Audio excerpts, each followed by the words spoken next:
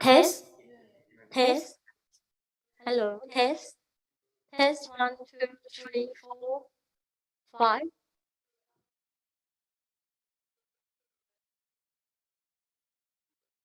Audio checking.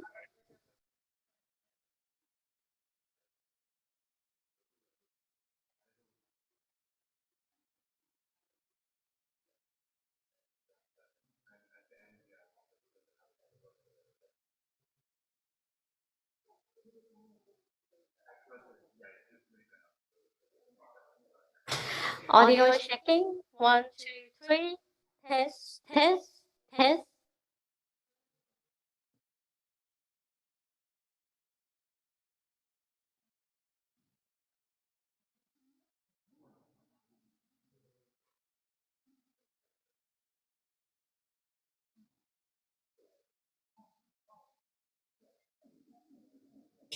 Yes. Okay.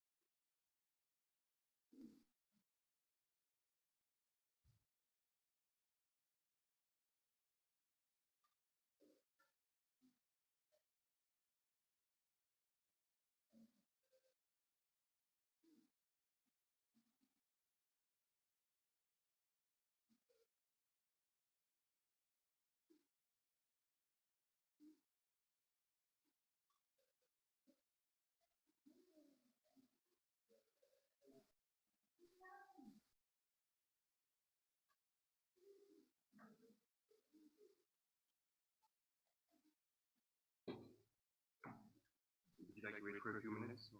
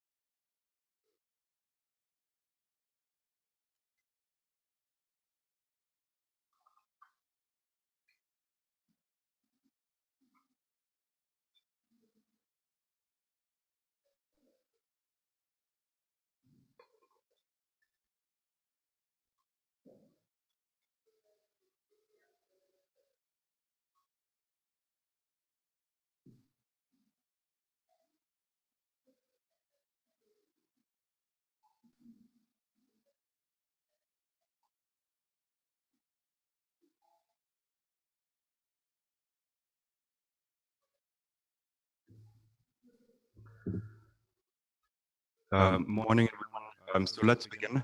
And welcome to the last day of the forum and this session on a safe and healthy workplace as a fundamental principle to the right to work. This session aims to explore the integration of occupational safety and health as a fundamental principle with regards to the right to work. The panel will seek to highlight the contribution of occupational health and safety to the business and human rights agenda and the role of different stakeholders in fostering a mutually beneficial workplace environment for both employers and, of course, workers. The session will run until 12:30 p.m., including around 20 minutes or so for questions from the floor. Interpretation, I believe, is available in both Thai and Japanese, though the booths look a bit empty.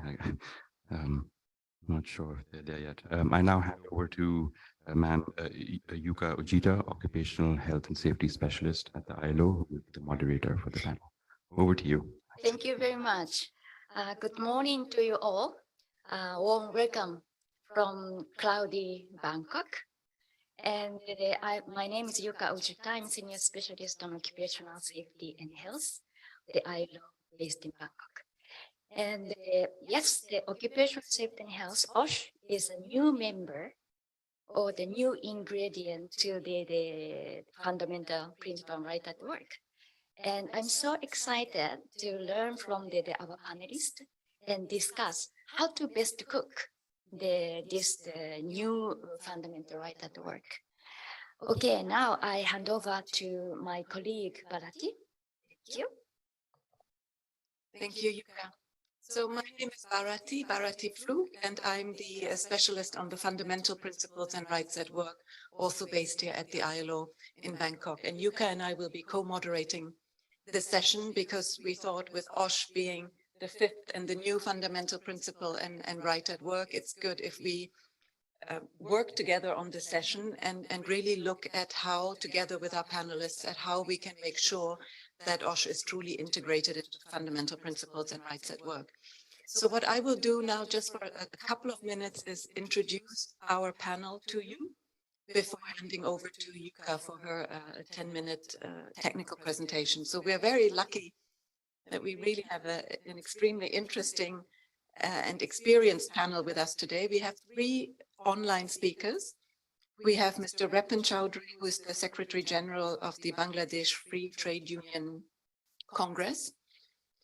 And we have Mr. Peter Daly, who is the Chief Executive Officer of Master Plumbers, but also the Australian Chamber of Commerce and Industry representative here in the panel.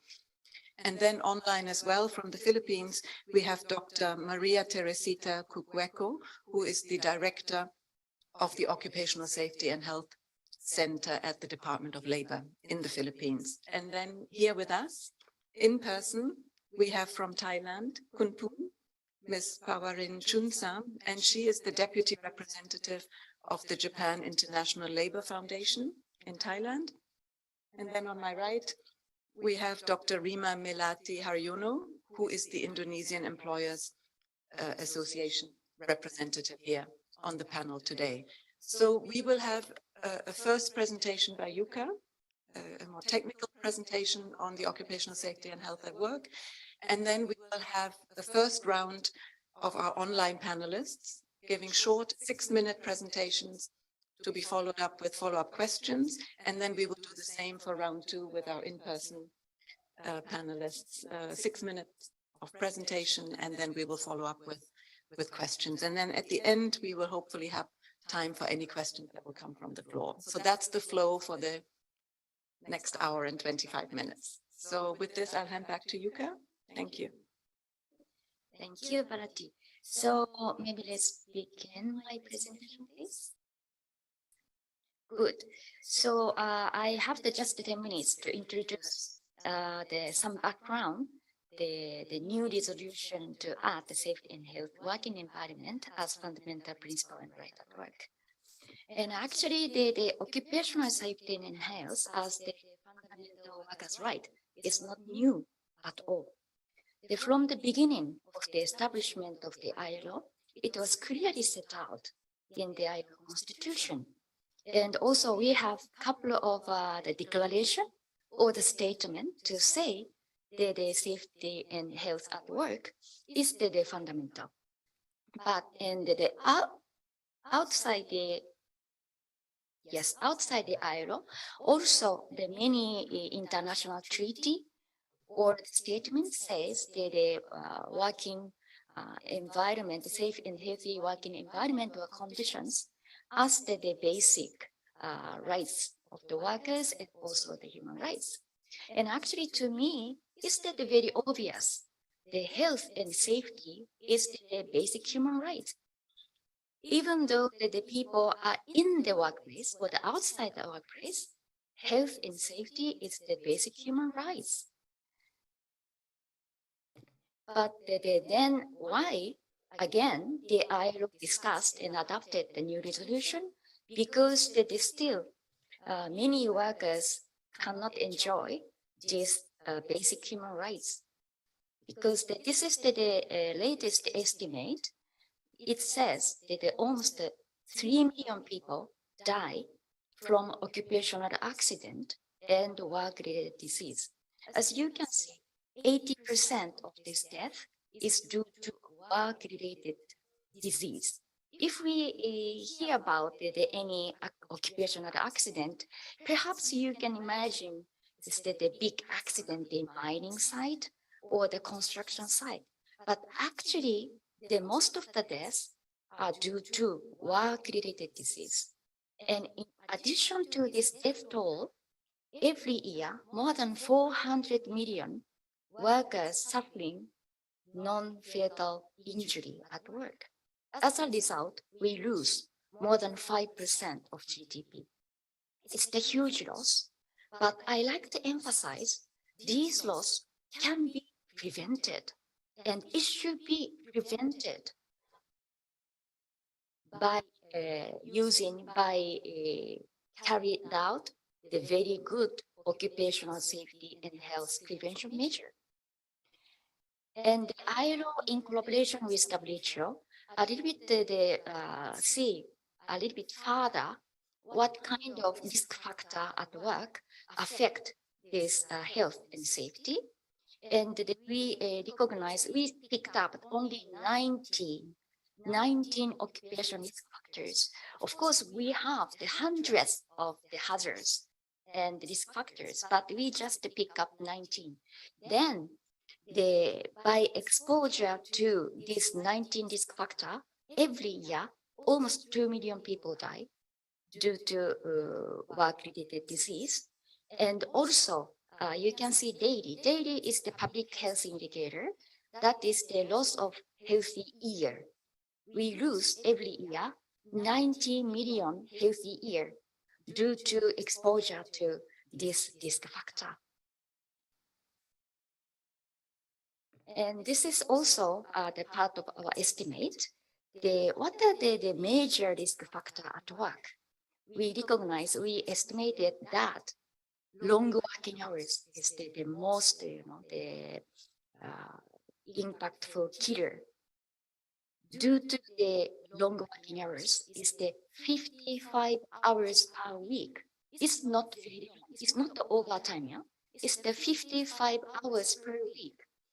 Due to this long working hours, 750,000 people die from ischemic heart disease or stroke.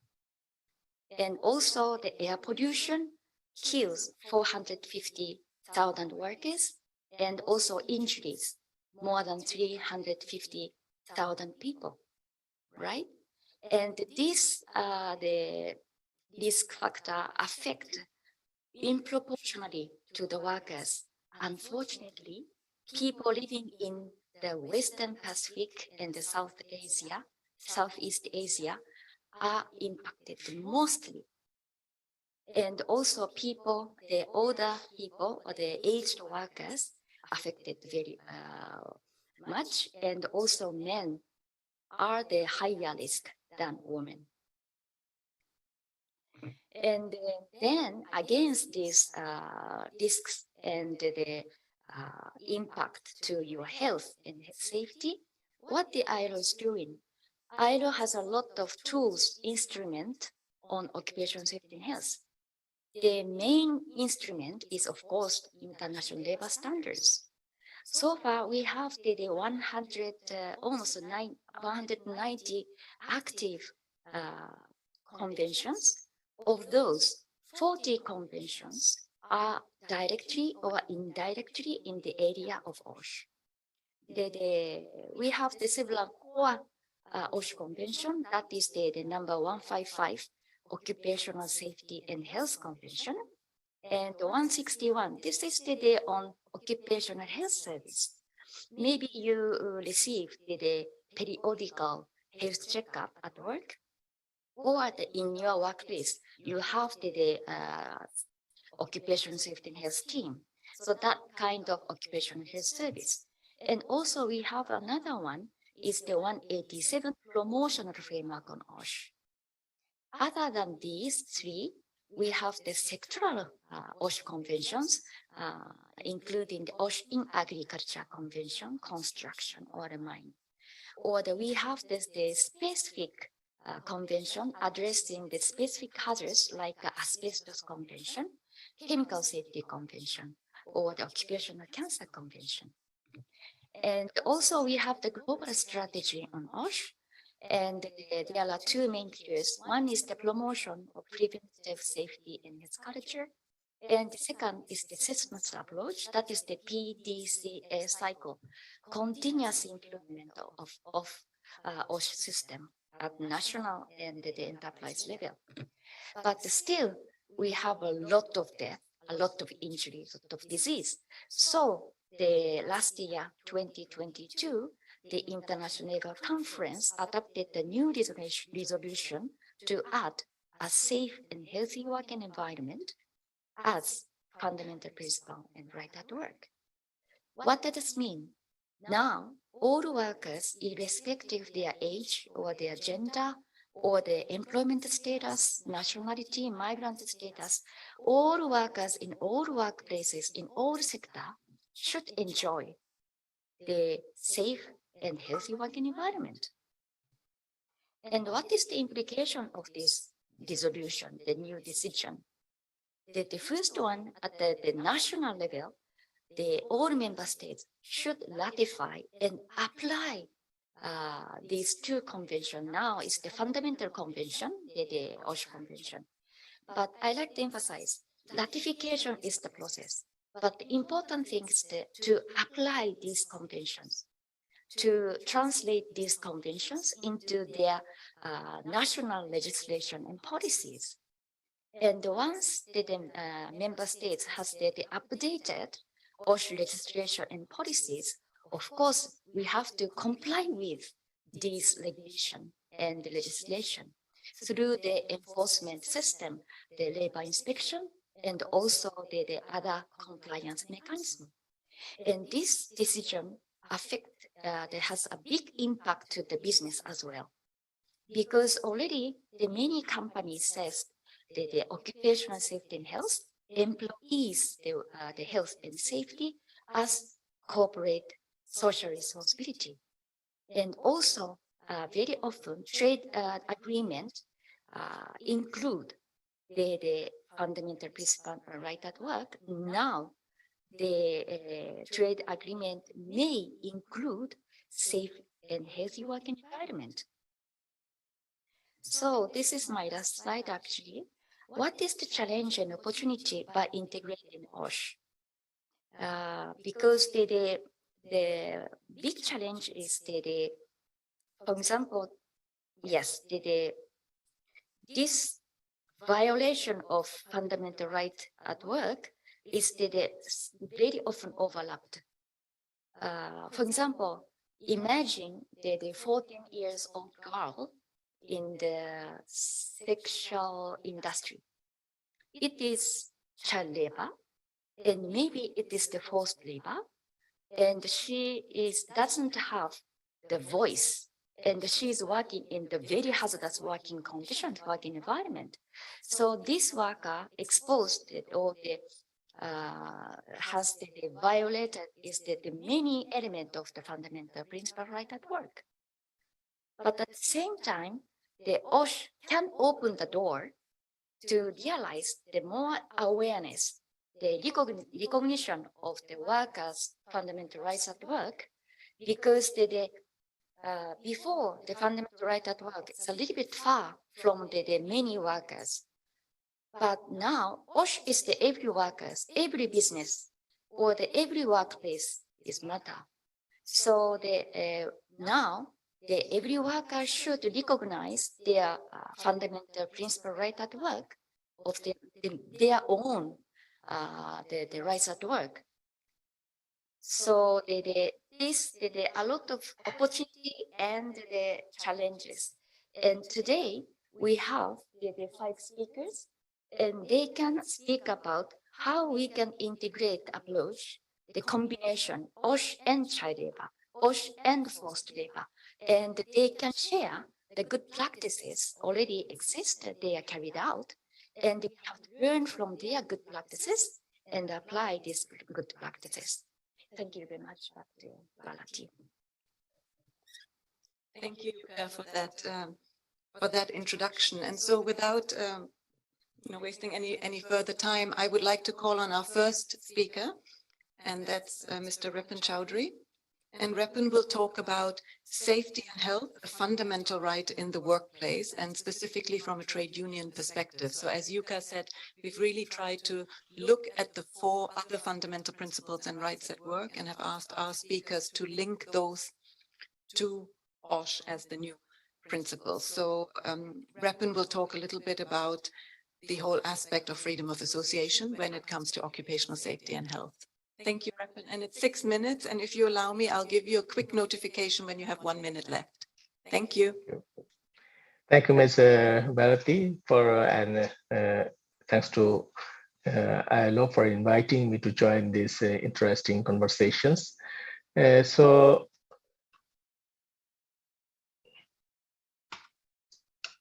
I'll go.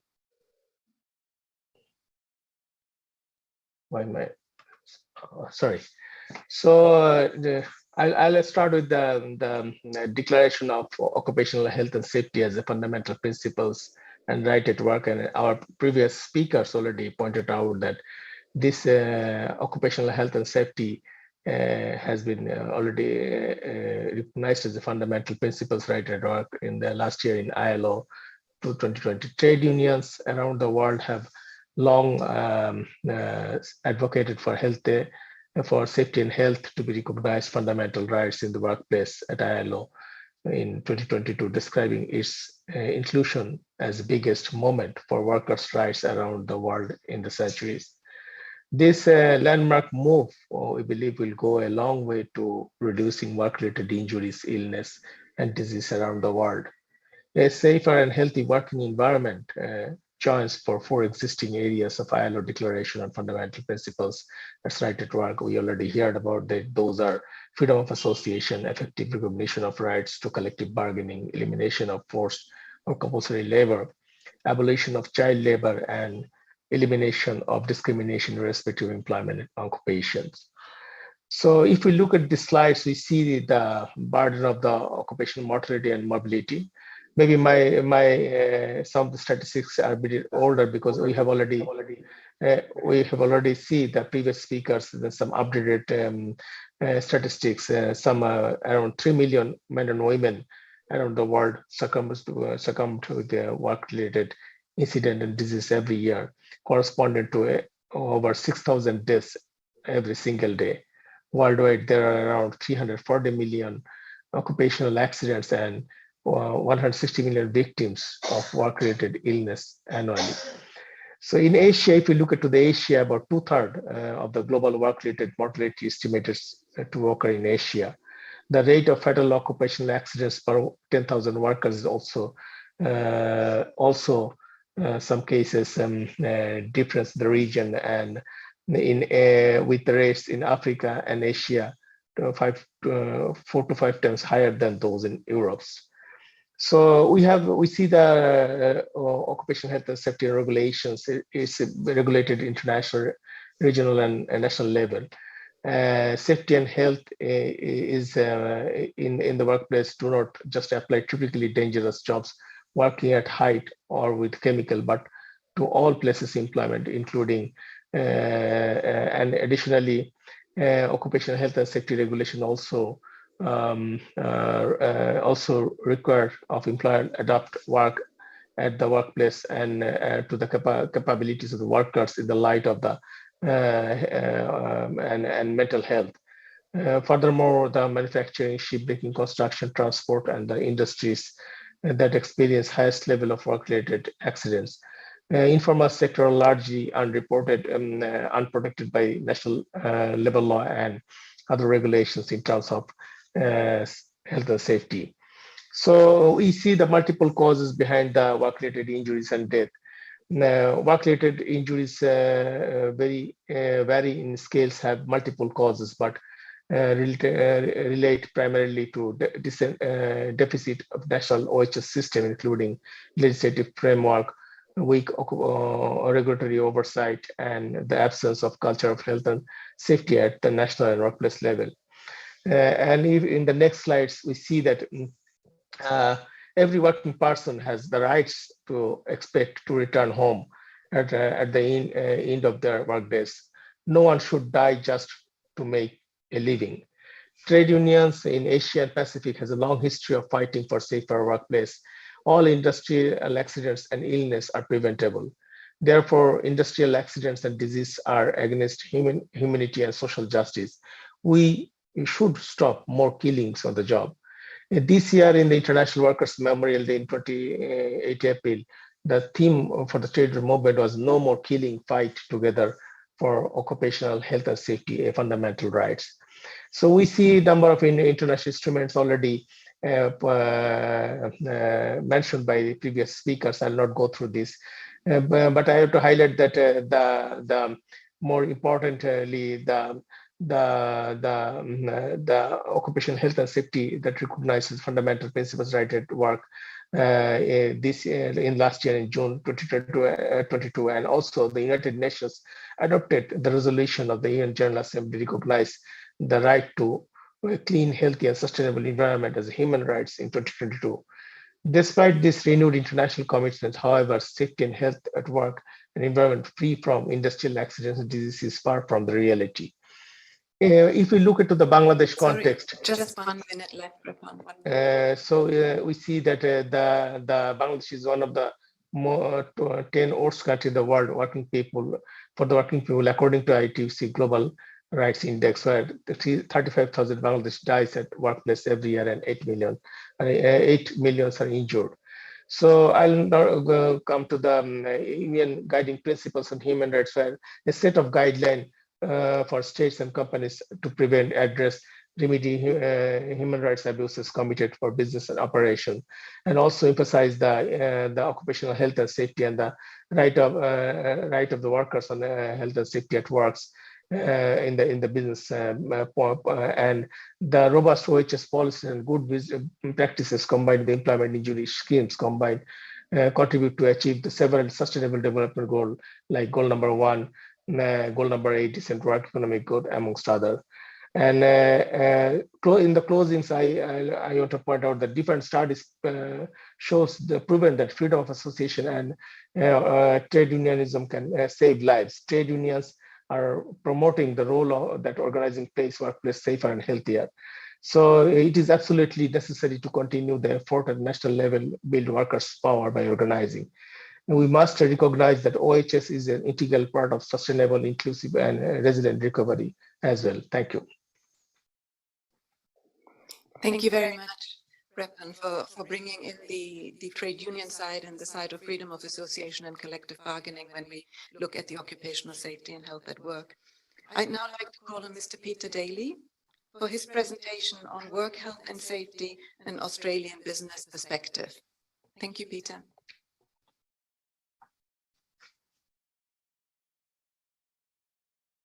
Thank you. I trust you can see my slides okay?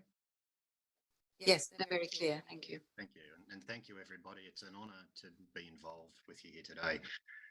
I come to you actually from Geneva at the ILC 2023 conference, where we're deep in discussion on a just transition to a sustainable and inclusive economy. So I was lucky to be part of the discussions last year of the fifth fundamental right, and I'm really honoured to be here with you here today.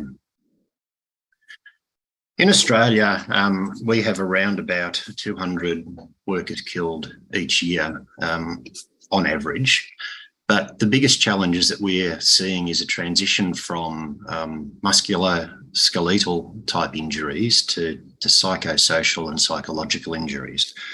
Musculoskeletal injuries are still around about 85 to 87% of all injuries in Australia, but increasingly very rapidly, just up 28% in the past probably 5 or 6 years of psychological issues.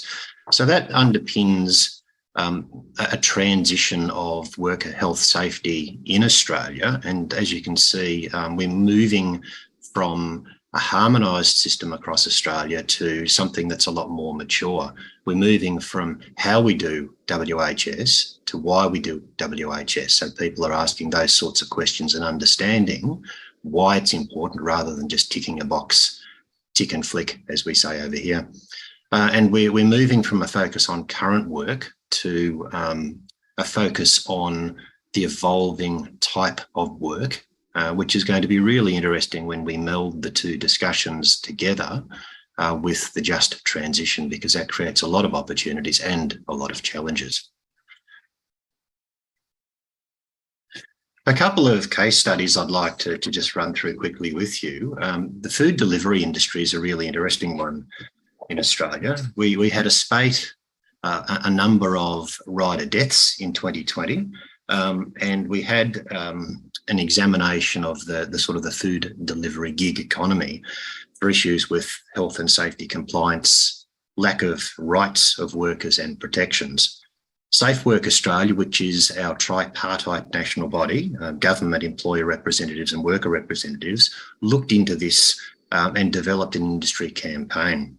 The key concerns that we identified were around the vulnerable nature of work with a high migrant workforce and people who don't necessarily have English as a first language, and a real lack of understanding of their safety and health rights and the responsibility of employers, the platforms and workers with an increased risk of violence and aggression. So a national campaign for education and communication was launched in May 2023, and it'll run through to September. It's been translated into 6 languages and across multiple media and multiple channels. Another area in Australia where we are probably a little bit different. We tend to have very large farms in some parts of Australia. In fact, some of the farms are actually larger than some countries in Europe and Asia. So it's an important industry for Australia, but it's one where we're increasingly seeing through floods, through droughts, through bushfires, issues around psychological health and psychosocial health. Agriculture has the second highest fertility rate in Australia with 33 deaths, and most at risk are machinery operators and labourers. We rely heavily on a migrant and transient workforce to assist with harvests and general farm work, and the well-known hazards of long hours, high workloads and fatigue compound the issue. In response, industry and government partnered on a number of initiatives and campaigns, including the Farming Not Harming campaign, which you can see on the screen. And this highlights opportunities that farmers have to be mentors, teachers and supporters, and how demonstrating those types of leadership may reduce or eliminate psychosocial risks. Moving to the third example, which is building and construction, we have a very strong tripartite approach to occupational health and safety risk.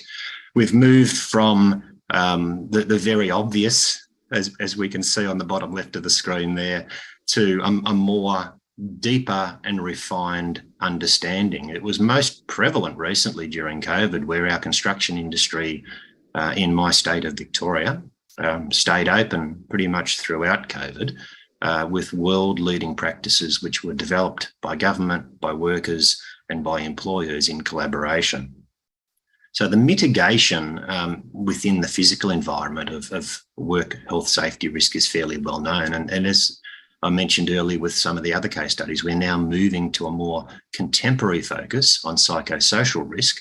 And we have positive duty of care legislation in Australia now. So it's the onus is on the employers, not just to have systems and training in place, but to anticipate what the risks might be and to try to mitigate those before they occur.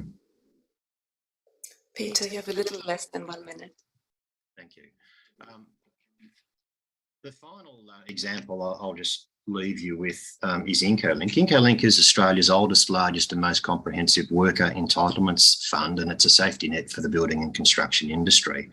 IncoLink delivers a whole range of positive initiatives. We have a bus where we deliver COVID vaccinations, flu vaccinations, and a whole range of different health checks.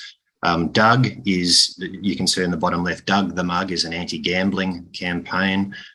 We're doing a lot of work around the benefits of exercise and health through the Pause 4. Everybody loves their dog in Australia, so we're running campaigns around that to encourage exercise, recognising the positive impacts that exercise have on psychosocial health. And I would like to talk at some stage about diversity. Perhaps if we have time, we can come back to this one, but there's some really interesting work being done in Australia to increase diversity, in particular gender diversity in the building and construction industry. But for now, I'll leave it at that and thank you. Thank you. Thank you very much, Peter, for bringing in the aspect of psychosocial health, mental health, but also mentioning the food delivery industry. I think that's something that here in this part of the world we've really been relying on over the last few years with the COVID pandemic. So there's a lot of thinking going on there as well. I'd like to call on our third online speaker, the third one for this first round, Dr. Tess. Dr. Tess will be talking about the promotion of occupational safety and health in the Philippines, focusing on the protection of young workers and the elimination of child labor. Dr. Tess? Thank you. Sharing my screen. Is this clear? Can everybody see my screen? Yes, very clear. Thank you. Thank you very much, and thank you for inviting the Philippines to share our government response to promoting safety and health, specifically for two very important sectors, the young workers and child labor. In the Philippines, we have legislation, these are already laws that look into safety and health from, of course, our constitution, then the labor code, and most recently, the safety and health law that was just passed in 2018. But before that, we do have safety and health standards that have been providing the necessary guide in protecting our workers. And this is the safety and health standards. This was in 1989. We're in the process of revising this specific, especially because of the law that has been passed on safety and health. Now, to just give you a brief focus on the law on safety and health, which is called strengthening compliance with the standards, because it has existed, but now even putting in penalties for violations, we have moved from a hazard-based type of looking at establishment to risk-based and having a rights-based type of as a fundamental principle as well, and a due process principle also. So workers' rights are very strong here in this law. The right of workers to know, of course, their safety and health, a job that they do, the right for their rights to PPEs, a limited right to refuse unsafe work, the right to report accidents without threat or reprisal from management. Now, just to show you our statistics on safety and health from 2011, this is from a survey that is being done by the Philippine Statistics Authority. We see that from the laws, from the issue one says, we are seeing a downward trend in terms of accidents. However, it is still high. And in 2018, that was when the law was passed. We are waiting for the next. A survey gathering, and we are waiting for the next 3 years to see how the trend has also going down. The same for illness as well. We see the 3-year trend; it is going down. Our highest is still musculoskeletal disorders, and we see, of course, through the years, we will have now our next case, the highest disease would be dermatitis, but then tuberculosis, infections, cardiovascular diseases are still part of the major diseases that are affecting our workers here in the Philippines. And this is just a graph, a pie chart to show what I've shown you earlier. And yes, we have programs that would address this, but look at, we still have to address our ergonomics program, which is still very low in terms of compliance. And we know work-related musculoskeletal disorders are the most frequently reported problems that we see in our establishments. For the 48 or 49 million Filipino workers, we see that many of them are from the service sector, agriculture and industry. And here we know that young workers are also found in all of these industries, most of them in service, in industry, agriculture, and forestry. In the service sector, we also have, as you mentioned, those who are doing our new gig economy type of services. We also find our young workers there. So we see that we have to address these issues because we know that our young workers have to be protected and they have rights as well. And we are also looking at the OSHA's fundamental principles and rights at work and bringing this down to the young workers because we know that they are going to be vulnerable to diseases and injuries. They still have the lack, they have the incomplete physical and mental development for many, lack of experience and ability to assess risk. Their awareness is also low, as well as a limited understanding of their actions. But we have been issuing for the Philippines guidance and the necessary policies to protect all of them, including, of course, what should be done so that they do not do long hours of work and they do not go into hazardous work without having the necessary protection. Child labor is a big issue in the Philippines, and we know it is a violation of fundamental human rights, and it will definitely interfere with the development of the child. And here is where we find we do have, that's why I mentioned our child labor problem is existing. And if you see young workers in industry, you see that in agriculture, we find the child labor. We also find them in industry as well as in the service establishments as well. We have a framework, we have laws that would eliminate child labor, but we know that these laws will not be, it will not be the answer until we apply all of these laws. And we are now moving towards a better program for the elimination of child labor and for its prevention as well. So it is looking at systems, it is looking at how to help families, and definitely we also have to look at statistics so that we can see where vulnerabilities lie and how we can also address the child labor problem in certain sectors where we see the most. And Just these a are little all less than 1 minute, please, Dr. Yen. and these are now the activities being done by the department to eliminate child labor. We continue to provide assistance visits to micro enterprises. Labor inspection is a very important tool to address not just child labor, but also for protection of all workers, including young workers.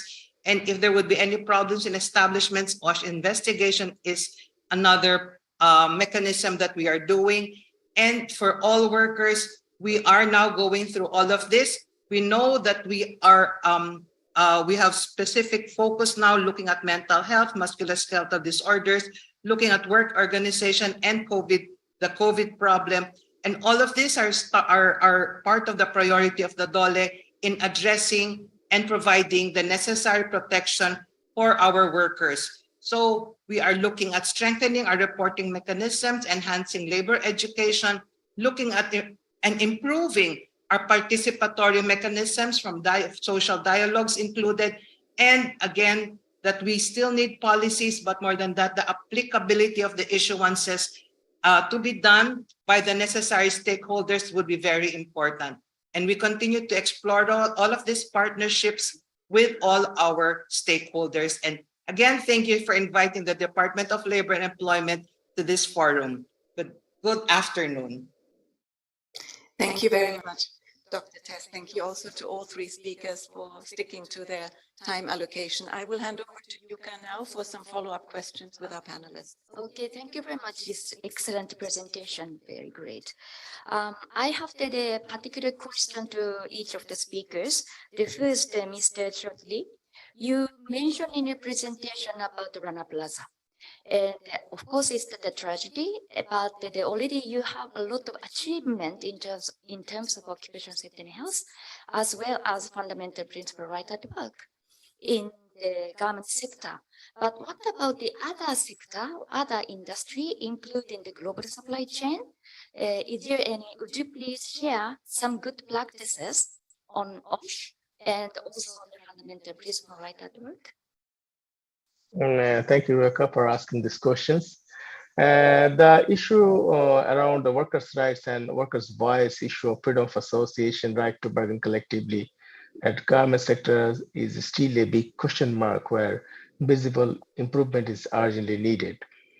There has been some progress over the past decades on improving workplace safety, and progress on labor rights still appears to lag behind. The ILO roadmap and the National Action Plan submitted by the government to ILO and EU respectively needed to implement on time, and trade union engagement in the progress monitoring is must. There is an amendment process ongoing where the trade unions are looking how to amend the labor law so that there can be more modernized and more inclusive and better equality laws in laws that will allow for trade unions to operate in a way that they should be allowed to operate. That's the one thing. Second issue is the issue of registration of trade union and assisting the trade unions in terms of their own organization and their own process, so that they can also move into become more modern and accommodate not only the garment sector but also other emerging sectors, so that workers' voice needs to be recognized, organized and represented, and increasingly be there, so that emerging sector, for example, Bangladesh, such as workers in gig economy, IT service sector, like manufacturing sector, and so forth, that these workers also can have a vehicle to express their interest and voice. Thirdly, it's about the issue of around having to sit in a table when things are there. It's about employers and government accepting that the trade unions need to be negotiating partner. So this is very important. Thank you. Thank you very much. Very informative. And the next, Mr. Derry, I liked your last slide, the woman plumber, and it's very interesting. I like to listen a little bit further about the initiative, especially the gender is very often it's the gender-based discrimination. So would you please share a little bit more about the gender matter?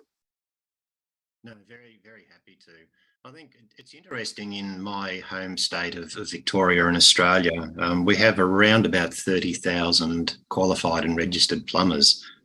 And of those, 103.35% are women.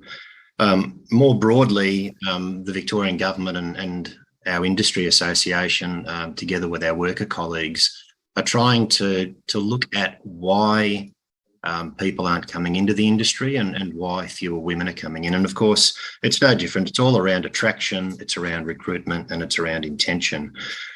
And I think one of the key lessons that we learn in Australia that would be transmissible to other countries is to really understand what the key barriers are preventing a gender diversity in the workforce, and put a program in place to address the real issues, not the ones that we often assume are the case, particularly in a male-dominated industry where it may be men assuming what the barriers are. One of the real issues for us, and I'll finish on this example, is that the prevention of women coming into industry was on the basis that they didn't have a living wage. A lot of women come into the plumbing industry not as a first career, because at school they're discouraged or they don't have the role models. So when they come in to actually do their study to become qualified, they're not paid or they don't have a living wage, and that's a real barrier for them because they have home responsibilities now that they wouldn't have had when they're in their late teens or early 20s. So I guess in summary, women in plumbing, you can't be what you can't see.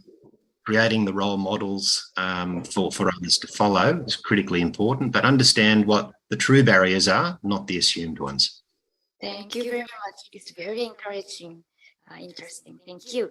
So now, Dr. Kueko, you shared some approach to the child labor in the Philippines, and also you showed that there's some vulnerability of young workers. And actually, the boundary between the child labor and the young worker is very close.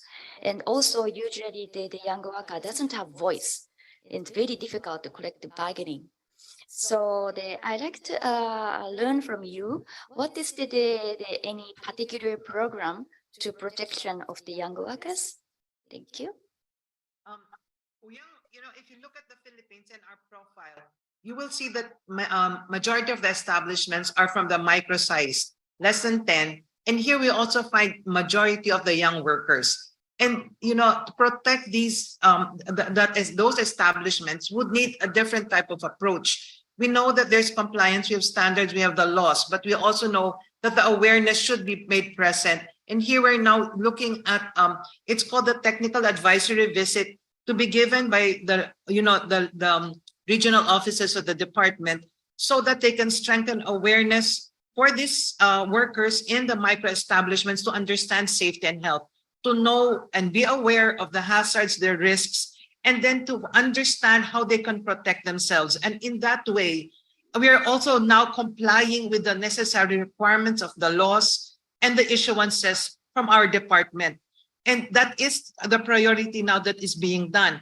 We have we have targets of more than 100,000 establishments to be done nationwide, and we are now pushing through so that we can capture and we can make all of these establishments aware of safety and health.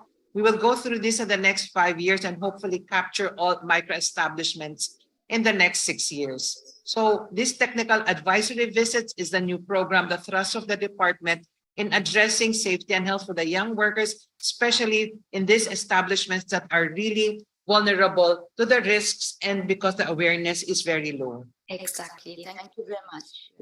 Looking forward to working with you, Father. Thank you very much. So, next. So that was the first round of panelists, our online panelists, and we'd like to move on now to our second round with our in-person panelists here in Bangkok. So I'd like to hand over to Kun Poon, who will talk about promoting occupational safety and health, specifically among migrant workers. And I will let you know when there's 1 minute left. Yes. Thank you, Bharati. So good morning. My name is Corinne from the Japan International Labour Foundation, Thailand.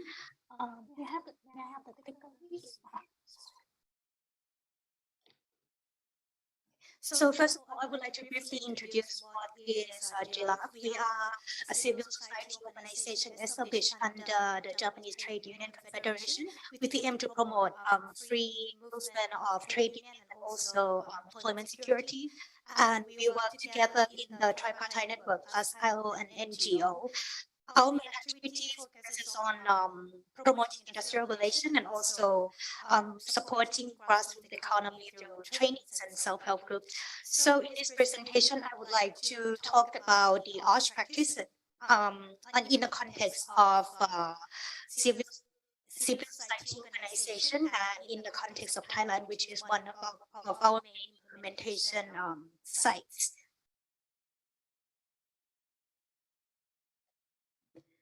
So in the context of Thailand, there are around 2.7 million registered migrant workers in Thailand, but the number can reach as much as 3.9 million according to IOM, as there are unregistered migrant workers, which are estimated to be in the millions. And of course, migrant workers, a lot of them are working in informal economies. And although our workers, despite of their nationality and work are all protected under the Labor Protection Act, Thailand. There are still limitations in OSH practice among migrant workers, one of the reasons being the language barriers, which limits their access to information and therefore lead to the loss of benefits that they are entitled to. And also there are issues being discovered such as the lack of PPE provision by the employer. And moreover, in the informal economy, informal workers, there are more limited access to resources and PPE and also social assistance. For example, social security and work-related injuries and illness compensation. So as you may be able to see in the picture, on the left is one of the migrant workers working in a garbage collection site in Bangkok. So there are no any personal protection equipment. He is separating garbage with only a bare hand or a pair of fabric gloves. And a picture on your right is a place where this worker take a break during the day or have their meals. So there are no welfare facility for them whatsoever. And as JLAF, as a civil society organization, we try to promote OSH practice in the grassroots economy, namely informal workers through the marginalized group through these grassroots activities. So we encourage the establishment of a self-help group, and we try to register them with local authority. By doing this, we are trying to increase these informal workers' visibility in the society to participation in social activities. It can be anything from community marketplace or any formal trainings that is provided by local authority. And as a result, with this visibility of informal workers in society, they are able to access outside assistance and resources. And at the same time, we collaborate with our partner, the tripartite, in delivering trainings. So as an example, the picture on below on the left, we conduct with the Provet District Office in Bangkok, where we conduct a COVID-19 information session that was in 2020 when the pandemic just started. And the picture on the right, we partner with the Department of Skill Development in Ranong Province, Southern Thailand, to conduct a safety session on fishermen, on fishing boat engine maintenance for a fisherman community, which are also migrants in the Southern Thailand. And moving on to one of our project, we call it positive or participation-oriented safety improvement by trade union initiative. This one target a formal economy, namely trade unions in factories and workplaces, mostly in Southeast Asia and South Asia. So this is an activity where we aim to improve workplace safety and health conditions through the labor management dialogue with trade union as a main actor. So as you can see from the table below that, it is a 4-day course with trade union members as a main undertaker of the process. So we have a material, a tool that is a checklist, and the trade union members will survey the factory, the workplace, and they will spend day 2 and day 3 to identify positive aspects and areas to be improved in their workplace. There can be several areas to look at, namely material handling, workstation, machine safety, physical environment, and welfare facility, and also environmental protection. And by the end of the program, they will identify 3 positive aspects and 3 areas to be improved and submit that action plan to the management. And in implementation, they will thank you. They will use the materials that can be easily acquired or already available in their workplace to really improve that environment. And we found that by framing the OSH in such positive approach, it is easy to get both trade union and the management interest and commitment. So just an example, as you can see in the middle photo below, they made a label in local languages for migrant workers to understand, how the machine, how each side the symbol in the machine works. And well, in the future, we plan to further develop positive tool to be more suitable for migrant workers, make it available in several languages, and also make it applicable for various natures of work for informal workers. In agriculture and fishery, involve for street vendors, for waste collector, because there are different guidelines for arts promotion and practice for informal workers. We can also establish co-fundings in self-help group of informal workers for affordable PPE and a kind of small compensation for work-related injury, for example. And in the future, we will also would like to further spread the positive practice to TOT or trainers to keep the program sustainable and feasible. And for more information, I would be happy to answer this question or in today's forum, or you can contact our office in the email shown on the screen. So thank you so much. Thank you very much, Kun Kun, especially for highlighting the important role of civil society organizations, also when it comes to the implementation and the development of programs on occupational safety and health. And so our last speaker for today, Dr. Rima, I'd like to hand over to you, and Dr. Rima will talk from commitment to action, specifically looking at violence and harassment when it comes to the workplace.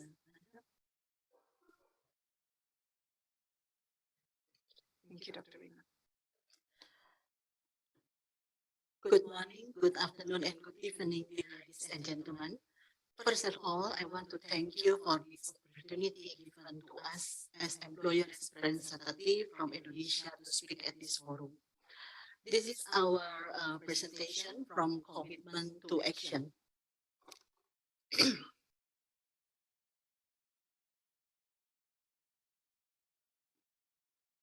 Yes. Employer Association of Indonesia, or APindo, play important roles in ensuring the implementation on human rights in the business world. You can see it from our vision and mission. We have commitment to support harmonious industrial relationship, and we play important role in ensuring it by encourage our member to comply with regulation related to employment, including human rights, cost, and environmental issue. We also conduct activities to support women's empowerment, gender equality studies. We create guidebooks, and of course we have training center too to support all of this by giving trainings, seminar, workshop, and etc. So from the latest development related to labor principle, our principle is that business and human rights in practice is not only run for profit to create jobs, but to create fair industrial relations that provide decent work for each worker. So we stated here that employers are in a position to respect human rights. We also understand and support safety and health as a fundamental principle and right at work. We already have ratified Convention 187 on promotional framework for us since August 2015.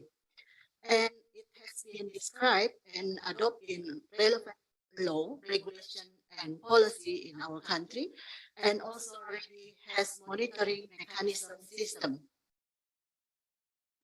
As our commitment to action, we do collaboration with many stakeholders. Of course, we cannot work alone. We have to collaborate to action. We do collaboration with the governments, labor unions, and workers, other stakeholders, and of course with ILO. ILO really support us, and we do so many collaboration.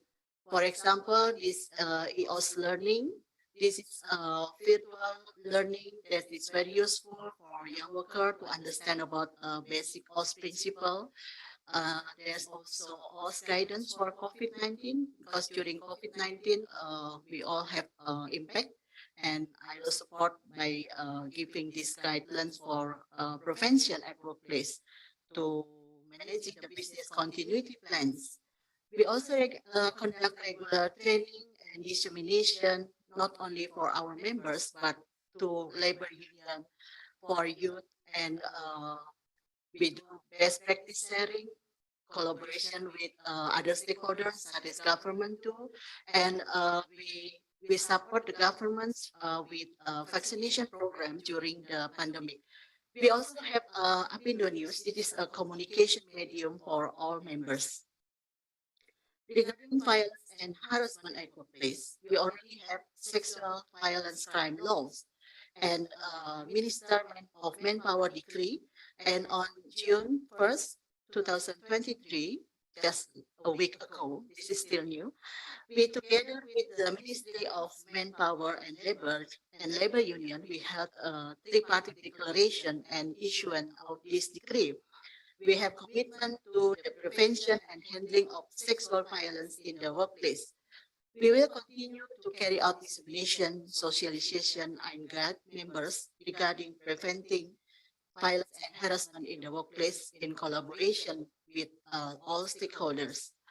All these guidelines and regulation will guide how employers implement programs to prevent and deal with sexual violence and harassment issue at workplace. Because it needs commitment from high-level management too. And there is when handling violence and harassment, we should do it properly. These are some examples of what we have done from our commitment to action. For example, it's for creating safe space in the world of work. We do launching of the guidelines for prevention and handling of sexual harassment in workplace for employers. We also give training, sharing best practice from the company which already implement this program. We do discussion with the government and also tripartite consultation meeting. And for create inclusiveness in the world of work, we do many activities too. With the audience with the National Disability Committee, we also encourage our members to fulfill of the 1% work quota for workers with disability. We do many trainings and also disseminated self-assessment guide to the application of gender equality in the workplace. Those are a few things that we can share regarding the commitment to act, and we have commitment to improve the implementation of human rights, which are including workers' occupational safety and health, and violence and harassment prevention and handling at the workplace. We believe that a workplace that is free from violence and harassment is one of the requirements to build an equal and non-discriminatory environment. So let us together create safety, healthy, and decent work for the business and the workers. Thank you. Thank you very much, Dr. Rima, for, I like what you said in the very beginning, business is not only for profit, but that you're also highlighting the aspect of human rights and the aspect of decent work and the necessary collaboration with a big number of stakeholders in order to achieve this. And then especially also for bringing in the aspect of violence and harassment. And I think together with what Peter said earlier on, the focus on psychosocial and mental health, we've had a nice broad spectrum of when it comes to issues of occupational safety and health at work. So I'd like to hand over to Yuka for some follow-up questions. Yes, again, the very informative, excellent presentation. Thank you very much for the speakers. Then, Kumpon, in fact, I was so impressed by you're very active on safety and health at work, and also they carry out a lot of activities. And I'd like to learn about what is any advantage or the challenge to carry out that kind of promotion push as CSO. Yes, thank you, Yuka-san. In terms of advantages, I believe there are little limitations for us, so we can delve into fields of formal workers, informal workers. We can reach out toward women workers, young workers, and also in various fields such as the work environment, and also in terms of welfare system. So that works. So in terms of less limitation, that is of course one of the advantages as working as CSO. However, the challenges is that in a bigger scale, let's say in the policy scale. Of course, as a CSO, we may not be able to preach that much, but we try to work together with the tripartite, with the ministry, and also with ILO to achieve to push forward policy amendment or law development in terms of cost for all workers. Thank you very much. And now the Dr. Rima. Yes, it's great. Apindo committed the protection of the workers from any kind of sexual harassment, violence, and harassment at work.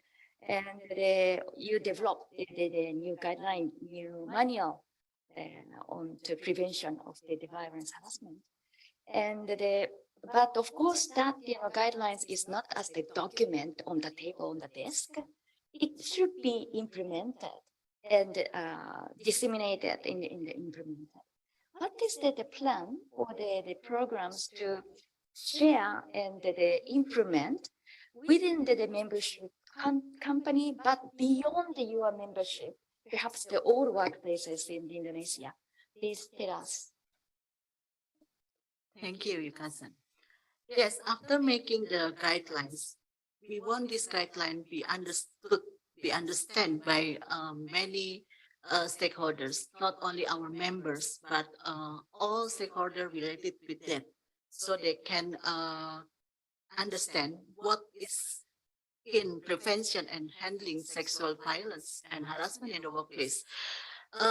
From our laws for this prevention and handling sexual harassment, there is some various kind of harassment that should be understood by all parties. It is not only, for example, sexual abusement or something, but there is some various kind of sexual harassment which should be pay attention. And the important thing is that this is not only for the perpetrators, but the company can become a perpetrators too if they do not make prevention at workplace. They do not comply with the regulation. They can be have consequences if they do not implement this prevention program. They can be subject to criminal sanction and anti-revocation of business license. So we will continue to socialize and disseminate it about this law and the guidance and also the minister degree. So every members and every parties know about this kind of sexual harassment should be protected at the workplace. And of course, when doing this, we cannot do it alone. We need to collaborate with maybe ILO or other UN, and of course with the union, of course, and government too. We want to do it together, and this is still new, so we try to do it step by step.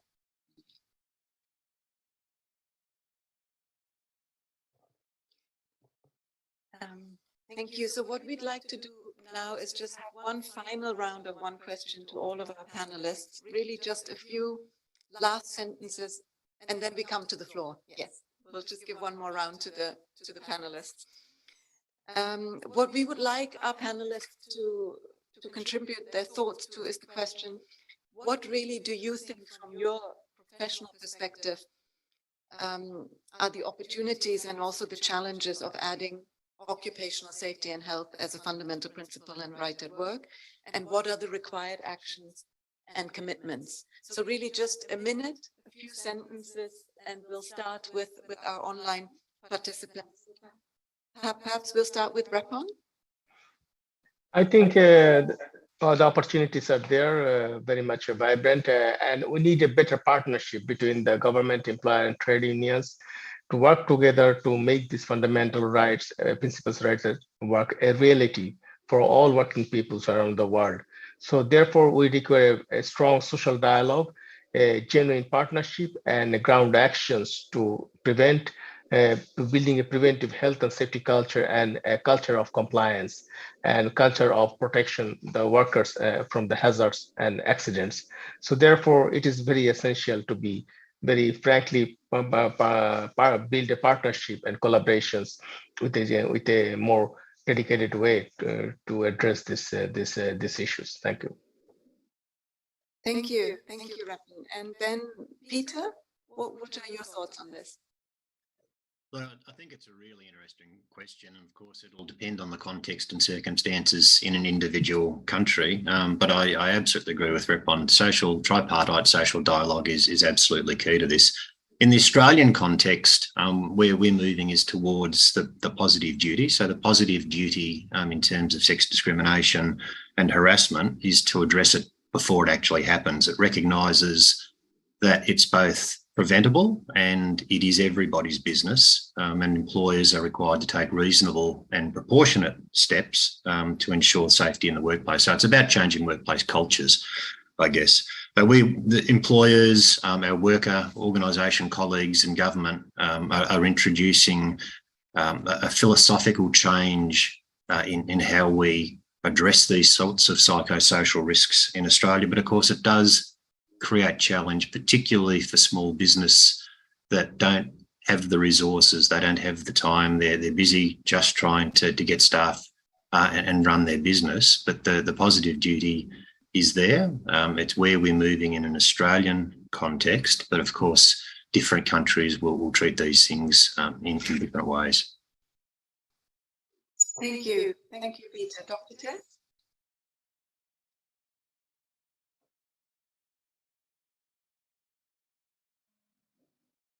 Are you still there, Dr. Tess? Sorry. Okay. With safety and health as now a fundamental principle and rights at work, it does have a profound impact in our world of work and in society. It reinforces the legal protection of our workers. It promotes preventive measures. It improves compliance to safety standards and fosters international cooperation. And here we talk of really sharing practices for safety and health. And as you have shared this with us this afternoon, we are seeing practices that can be used, that can be applicable in our world of work. And this will really contribute to a whole economic and sustainable development. This underscores the importance of prioritizing workers' safety and health as an essential element of decent work. And for the Philippines, we have already ratified Convention 187. We are working towards the ratification of Convention 155.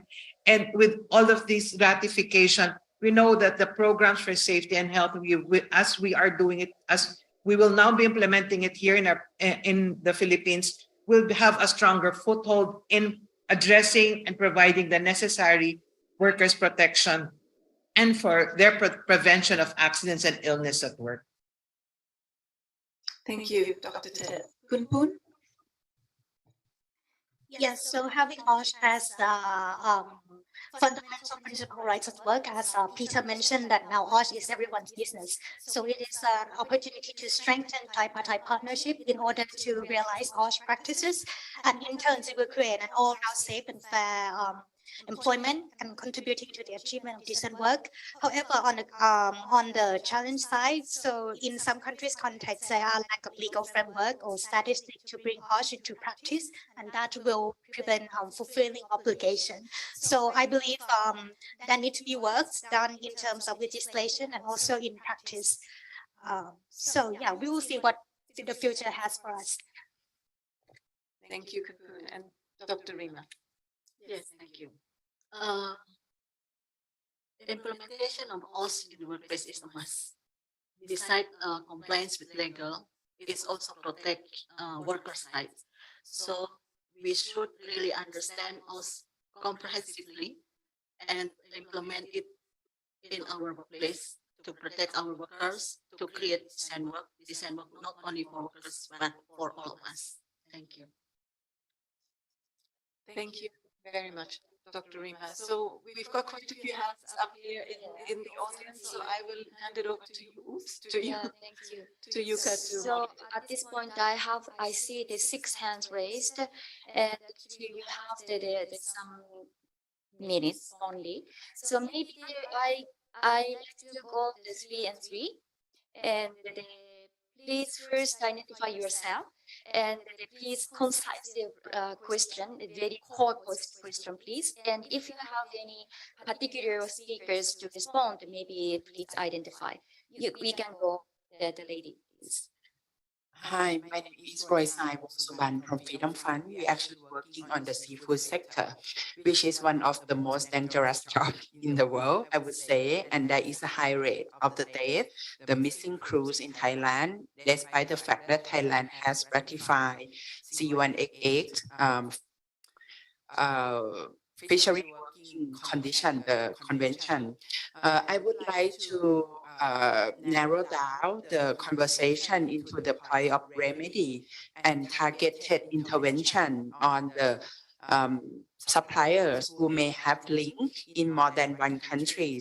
For example, a representative from the Japanese Foundation actually talking about the occupational health safety for the migrant workers in the fishing sector in the Ranong province, right?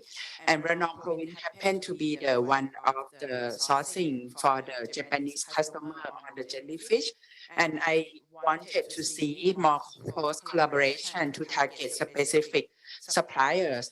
And secondly, I would like to note that when we're talking about tripartite and everyone mentioned about migrant workers, but in the context of Thailand, there is zero representation of migrant workers in the whole tripartite process. CSO have been calling for business, ILO, and other related trade union to change the way you organize the conversation on dialogue. We are missing out 2.7 million registered workers out of the conversation on occupational health safety, and it reflects why the death number of the migrant workers are higher comparing to the Thai worker. Thank you. Thank you very much. So the next question. Thank you. I'm really love the Solidarity Center. Thank you for the panel about sharing about the program, and most of the information I learned is more like prevention for the OSH. But is there any concrete remedy program for the worker? Because even like you, like corporate business, they try to provide like health and safety for the worker, but a lot of report of the case, there are a lot of like accident at the workplace, especially for the migrant worker that in Thailand, they face a lot of like accident at the workplace, and there's face a lot of big challenge on the access to remedy in Thailand. So do you have any case study to share about the program of the remedy? Thank you. Thank you very much. And some of the yes, maybe the second law. Okay, thank you everyone. My name is Kartika. I'm from Progress Palangkaraya Ecological and Human Rights Study. We are focusing on issue around the palm oil sector. Yeah, palm oil in Indonesia is the biggest producer for the palm oil. And if we look for the worker, for the wages, usually the corporate will be the daily wages, and it's depend on their target for to fulfill. This is make the worker paid lower than minimum wages, and it's from our experience. Usually, they also like to fulfill their wages. They will help by their wife and also with their children. So if we're talking about the child labor in palm oil sector, then they will say there's not exist about the child labor. But the truth is the children and also with the wife will help the husband to reach the target, to fulfill the target and fulfill the the wages for the daily wages. And we got like actually this is exist for the child labor and forced labor because the woman not paid because she work help, not worker. And then there's also like a lack of the occupational health and safety. There's a lot of incident in the palm oil sector, and then for the woman, is it can be included to the harassment or not? This is also my question, because for the women that in Indonesia have the regulation for the menstrual leave, but it's very difficult. I think it's not just on the palm oil, but also in other sector to get the menstrual leave. For example, they have to show the pad. Yeah, and how you address this issue, and maybe a question for the Apindo, is it GAPKI for the Palm Oil Association? It's also including in Apindo, because I see your presentation is very good. Is it also have the relation with the GAPKI, or could be encouraged for GAPKI to do also the same things that Apindo do? Okay, thank you very much for the questions. So maybe the first question I like to answer it in Paul. Thank you. Yes, so I would like to address the questions and comments regarding the fisheries industry in southern Thailand. So for now, we are still working with informal and small scale fishermen, but in terms of remedies for workers, as a CSO, we are tackling the preventative measure for now. So we have remedies fund at the self-help level.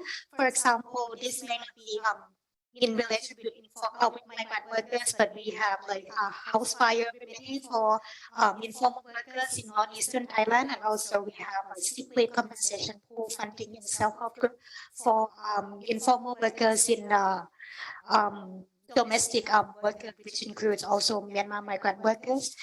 And in terms of the lack of migrant representation in tripartite, yes, I thank you for that insights. And one of our tripartite partner that we are working with has actually a group of migrant workers in the organization as well. And hopefully in future we can see a more presence of migrant workers in the tripartite partnership collaboration. Thank you very much, Kumpo. So regarding the second question, maybe I like to invite the about the concrete initiative, concrete actions by workers' organization. Lupon, are you there? I think the concrete actions with the worker organizations are quite visible in many cases we see in the real life scenario, and the workers organizations are quite vocal on defending the rights of the health and safety rights, as well as other fundamental rights at the workplace. And even we see in the many countries in the regions, they are not only fighting in the workplaces in terms of building a better occupational health and safety representations and occupational health and safety committees functionable at the workplace level, but also fighting for the better legislations and the compensation rights in many sectors. So therefore, it is very important that worker organizations need to get a real space for exercising the freedom of association and right to bargain collectively and other rights at the workplace to defend the workers in terms of health and safety and the rights of the others at the workplaces. Thank you. Thank you very much, Ruben. So the third question, let me answer to your question. And actually, the ILO has at least 3 projects targeting the palm oil sector in Indonesia and Malaysia. And I'm backstopping the element on OSH through these 3 the project. And yes, it's not only in the palm oil sector, but also in general, in agriculture sector, it's very difficult to differentiate the working place and living place. So the ILO has the participatory action-oriented programs. Actually, the Kumpo mentioned the positive programs. That is exactly they apply this PAOT the methodology, and we try to train both the workers and the family member all together, because the OSH is not only yes, OSH is the occupational, but actually what kind of action can be applied to the family or the living space. So we include the training, the wife and the children sometimes, and train how to prevent, how to identify the hazards, how to correct the risks or the control the risks, something like that. And yes, actually our counterpart in the palm oil sector is GAFCI. Yeah? Is correct, Rima? Yes. Thank you. So they're going to the next the round. Perhaps I saw that somebody. Yes, the director man. Thank you. My name is Elza from. Okay. My name is Elza from Human Rights Commission of Malaysia, Suhakam. Okay, my question is refer to the non-standard form of employment, especially in recruiting employees because of the great definition of who actually gig economy workers by labor laws. Most of the workplace of gig economy are everywhere, meaning that there are no specific place. So how can OSH being implemented and promoted in gig economy environment or non-standard employment? Thank you. So good to the gentleman. Yeah, so Adrian from Malaysia North-South Initiative. Part of our work is investigating sudden deaths of workers, and it's, I think, much more medical and forensic research is needed for that. But here's my question. So there's a lot of information on OSH from employers and government, but whether that is translated into the languages of migrants, I'm really yet to see. So how can we look for best practices in cultural communication competency to ensure that migrants actually understand all that amazing work that is already being done? Thanks. Thank you. Any other hands up? Yes, please. I am Nihal Chandrasri from the RBHR Sri Lanka. Actually, this is my Sri Lankan experience regarding the manpower worker. Sri Lanka is a beneficiary of the GSP Plus of Europa Union.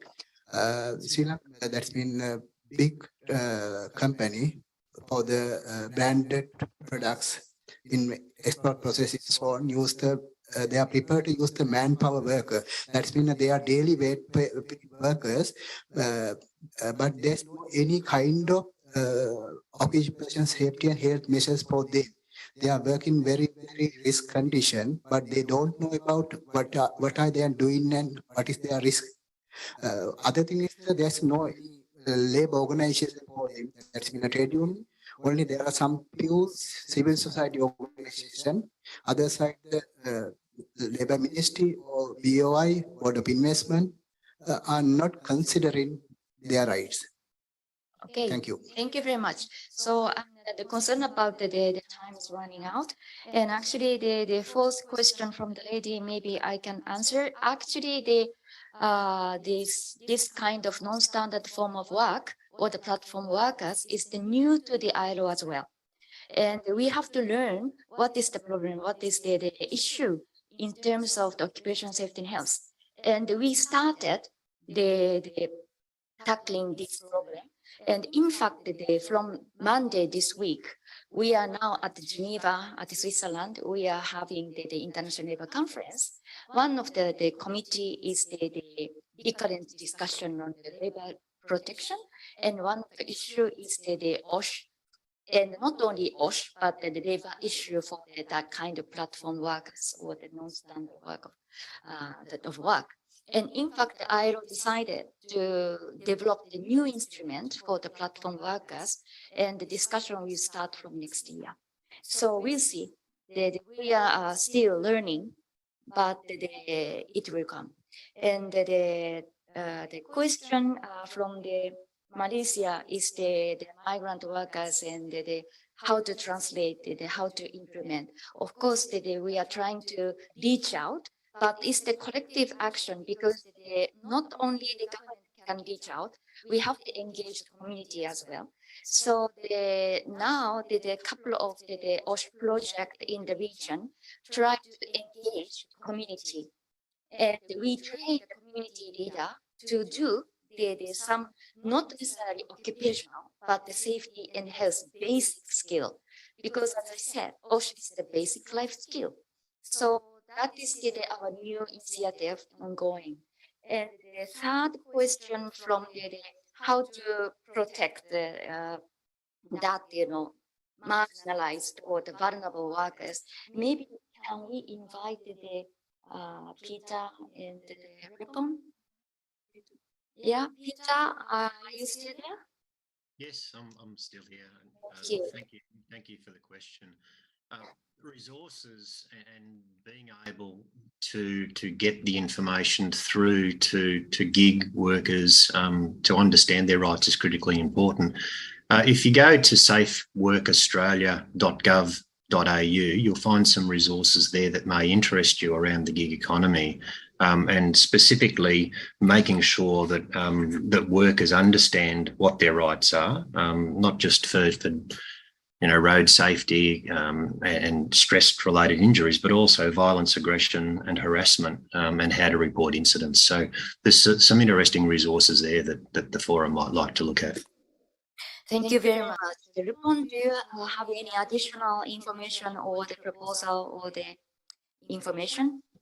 I fully agree with Peter, and in addition to that, I think there is a very importantly in the need for allow the gig workers to right to organize and bargain collectively, because freedom of association are very important areas where the gig workers can, if they get organized, then they can solve many issues that relates to the workplace. So therefore, freedom of association and information trainings are very essential in this exercise. Thank you. Thank you very much. So I think that we answered to the all questions so far, and now I hand over to you, maybe. Thank you, Yuka. I think in terms of time, it's 12:33, so we're gone 3 minutes over. Sorry about that. But I just wanted to say a big thank you to those of you in the room who came and joined us here for this session. I believe there are quite a few online participants also. And to thank especially our panel here in person, but also our 3 panelists who stayed with us online for the last hour and a half across different time zones. Yes, and we learned a lot here today. So our next step is how we can share this information, the good practices, of course, a lot of practices, and how we can scale out and reach out to all workers. Thank you very much. And thank you also to moderators for leading that insightful discussion. Nothing much from just an announcement on the ongoing next 3 sessions, which are running in parallel. In meeting room F, we have the session on human rights due diligence as it relates to home-based workers. In meeting room H, we have mainstreaming human rights-based approaches at all levels of fisheries management. And in meeting room A, there's a session on indigenous sovereignty and just transitions. Thank you.